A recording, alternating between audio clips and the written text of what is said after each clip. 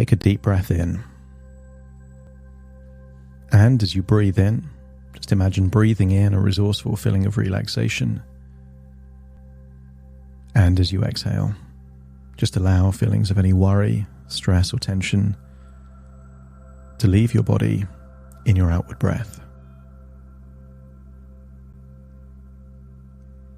I want you to scan your body for any feelings of tension.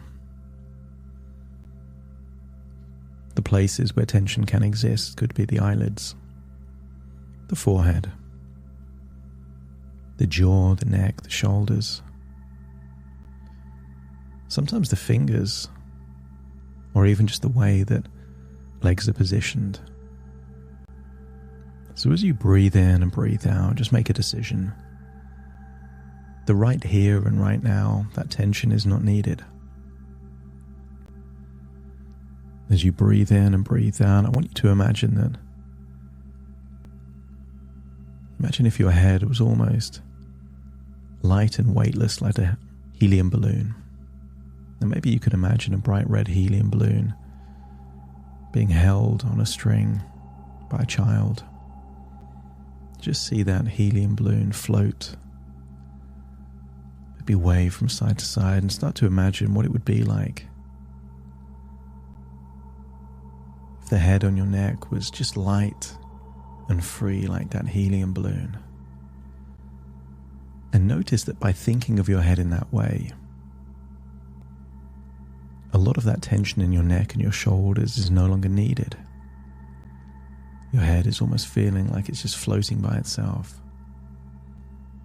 Release any tension in your jaw, around your eyelids.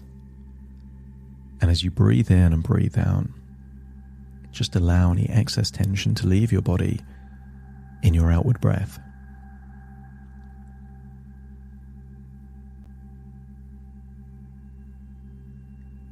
I want you to imagine someone that you know yawning. They make that face, they make that noise. But there's something that triggers the mirror neurons when someone yawns. That as they yawn, creates the idea of yawning yourself. And most people don't know that even just thinking about yawning releases certain neurotransmitters to help you relax. So whether you yawn or just imagine yawning, just feel that you are relaxing and releasing that tension. That's it. Eyelids feeling heavier and heavier. And I want you to think of a time in your life when you felt completely relaxed. Maybe you're on holiday. Maybe it was a place away from work, away from family life. A time when you felt completely relaxed, and I want you to imagine you're back there in that moment. No tension, no stress, just complete relaxation. Breathe the way you breathed back then. With no stress, no tension. That's it. And I want you to imagine that you're drifting off into a deep sleep back there where you were. And that within your imagination, you're now dreaming like a dream within a dream. And I want you to dream about a time where you had an amazing relationship with food. You were deliberate about the food that you bought. You were mindful about how you prepared it, how you ate it. You were mindful about the quantity. Your senses were activated, so you noticed things you didn't normally notice. Textures, sounds, smells, the crunch of a carrot, the texture on the skin of an avocado. Sometimes you even slowed down how you were eating. So something as simple as a berry. Rather than being wolfed down, you could take 20 or 30 seconds just to really experience that berry. And if you were to evaluate pleasure per calorie, there's been times in your life where you've eaten a lot of calories and paid no attention to that food and therefore experienced no pleasure. And there's been times where a single grape, a single berry, a single slice of cucumber has been appreciated. And I want you to accept the suggestion that the pleasure and joy and gratification that comes from food is not proportionate to the amount you eat, or even what you eat. It is proportionate to the level of attention you give to that food. And if your unconscious mind accepts that you can eat less and even enjoy more, just let me know by nodding your head. And I want you to be open-minded to a new relationship with food in your body. That every now and then, simply not eating enables you to reset the relationship that you have with you, to introduce new healthy habits, to remind yourself that less is more, and that you are the architect of your life. You're not the tenant of your life. You are the architect, the owner, and the navigator. And I want you to get a sense that every now and then you could make a choice.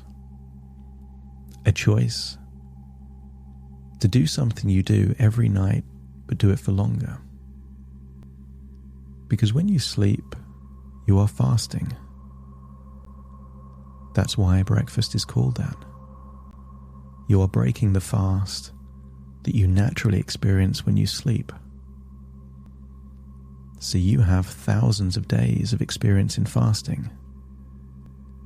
But what if you were to extend that fast beyond the period of sleep, to make something that lasts maybe 8 hours or 9 hours, perhaps last 12 hours, or even 24 hours, or maybe 2 days or 3 days. And simply, every now and then making that choice, you would be giving your body an opportunity to heal, to spring clean, to reset insulin levels. But also you would be recharging a battery of self-discipline and self-control. Because if you can control your relationship with food, even for just 2 or 3 days, you can control your life. So as you imagine you're back then at a time when you had a great relationship with food, I want you to open your mind to new ideas about what it would mean to have a period of time where you simply make a choice not to eat. And to do this in a way to make it an enjoyable, positive, empowering experience rather than a stressful experience. The emphasis always has to be on choice. If suddenly all the food in the world disappeared, you might freak out. But if you know the food is there and you're choosing not to eat it, then stress is low. When you can do something but choose not to, you are reminding yourself that it is a choice and you are exercising free will. As you embrace fasting, your body enters a state of deep cleansing and rejuvenation, promoting optimal health and vitality.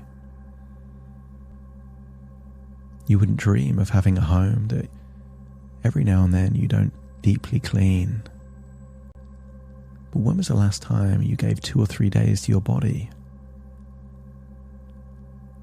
to allow that state of deep cleansing and rejuvenation. With each moment of fasting, you strengthen your mind-body connection, cultivating a deeper understanding of your body's needs and nourishing it with self-care.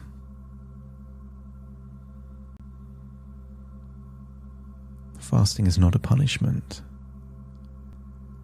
What if fasting is just a boot camp to heighten self-control?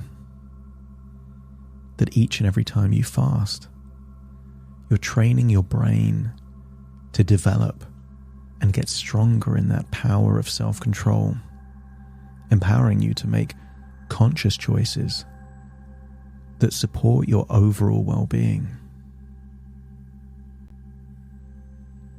Because as you engage in fasting, you tap into your inner reservoirs of willpower and discipline, and they are reservoirs, empowering yourself to achieve greater levels of self-control, not just with food, but in all areas of life. It's impossible to take control of one area of your life without it having a ripple effect into many areas of your life. Because you already know that fasting allows your digestive system to rest and repair, boosting your metabolic rate and enhancing your body's natural healing abilities.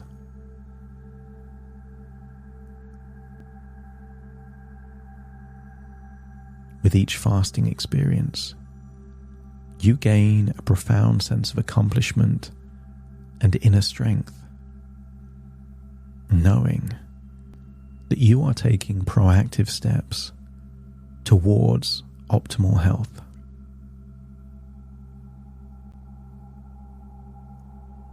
After about 24 hours,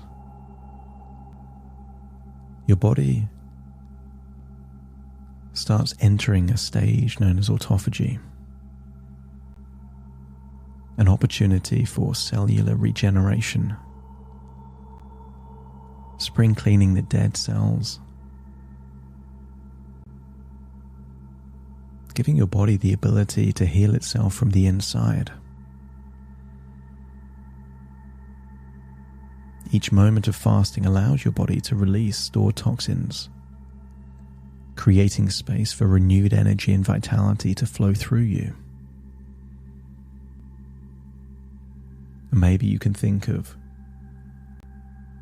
what the equivalent of fasting would be in a computer or technology. Every now and then it's useful to maybe ensure that malware and viruses are completely gone.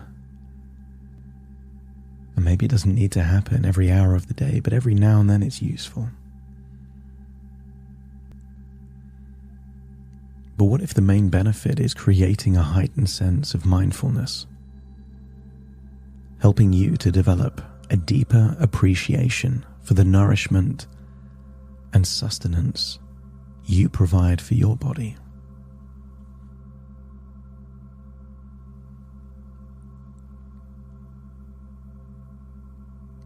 And what if it wasn't just your digestive system and your cells? What if fasting provides a reset for your taste buds? There are many people that, after eating on autopilot for so long, forget to even notice flavors in foods. But the reset enables you to appreciate delicious food and knowing why it's delicious.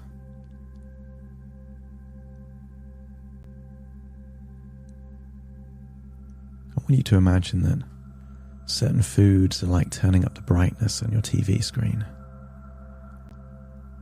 And fasting is like turning that brightness all the way down so you can detect the details that were just drowned out before. Each time you fast, it's going to help you break free from unhealthy eating patterns, but also the emotional attachments to food that you don't even realize you have. fostering a healthier relationship with nourishment.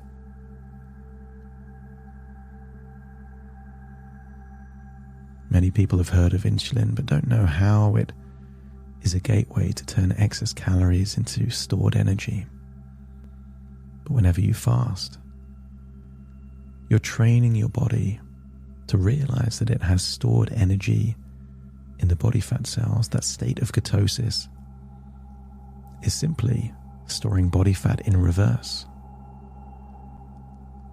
Your body likes to regulate its blood sugar levels. Those people that never regulate their blood sugar levels over many years become insulin resistant, could lead to type 2 diabetes. And yet every now and then, by fasting, your body gets used to a lack of glycogen, enhancing your body's ability to detect sugar and carbohydrates in your blood. Fasting is a boot camp for your body. With each fasting journey, you tap into your body's fat-burning mechanisms, promoting weight loss and a leaner, more energetic physique. And after about 2 days, fasting will stimulate the release of human growth hormone, enabling your body to repair itself like never before, supporting tissue repair, muscle growth. And consider 2 to 3 days of fasting as the most powerful anti-aging system currently known. If people could buy the benefits of 3 days of fasting and a cream and call it an anti-aging cream, it would be the best-selling cream that exists. And most people are hoping to have the level of self-control and self-discipline necessary to get those anti-aging benefits, without realizing that the opposite is true. You don't wait for self-control and discipline before fasting. You get the discipline and self-control from the fasting. And if your brain and subconscious mind likes the idea of being healthier, more disciplined, more self-control, regenerating cells and repairing your body, becoming healthier than ever before, while simultaneously increasing your appreciation for quality food and letting your mind know that you are in control of your life. You are the driver, not the passenger. Let me know by nodding your head.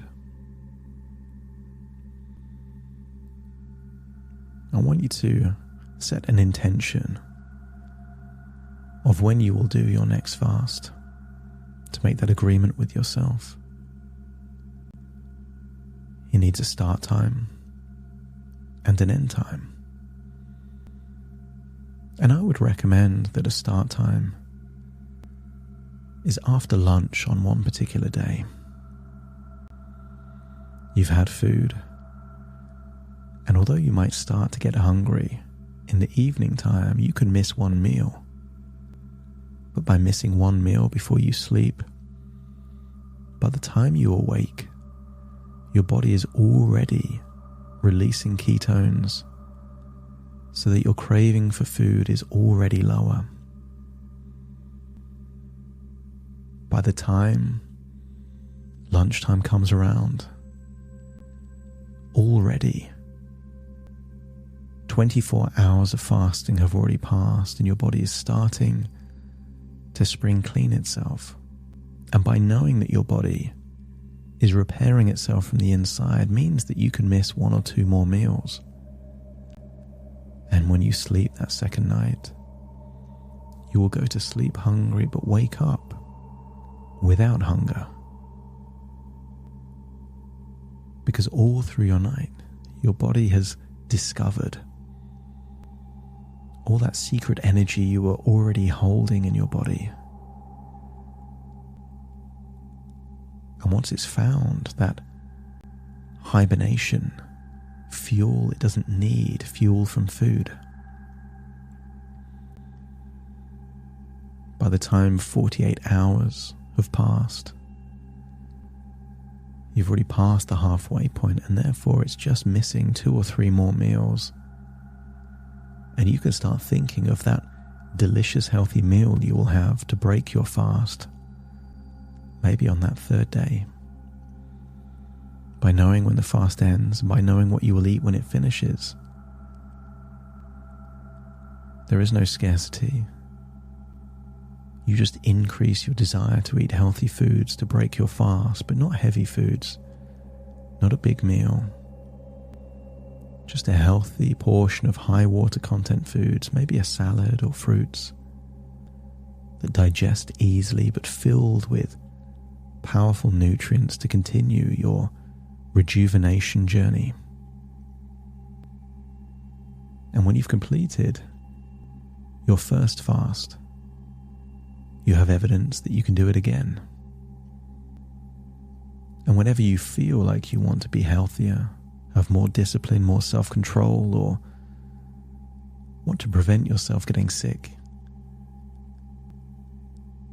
a tactical fast just lets your body know who's in charge. I want you to feel like you're returning to that place where you felt relaxed. Take a deep breath in through your nose and out through your nose, and feel like you're returning to the present. All parts returning to the present, particularly the resourceful parts that desires a new relationship with food, a new relationship with your body, a new relationship with your emotions. Take a deep breath in through your nose and out through your nose. Just wiggle your fingers, wiggle your toes, get a sense that you're fully back in the present in your body at this point in time. As I now count from 1 to 10 to awaken you. You will awaken feeling resourceful, motivated, inspired, eager to move your life in exactly the direction that you want to take it. Starting to count. 1, 2, 3, waking up. 4, 5, 6, more alert. 7, 8, open your eyes, open your eyes. 9, 10, wide awake, wide awake, wide awake.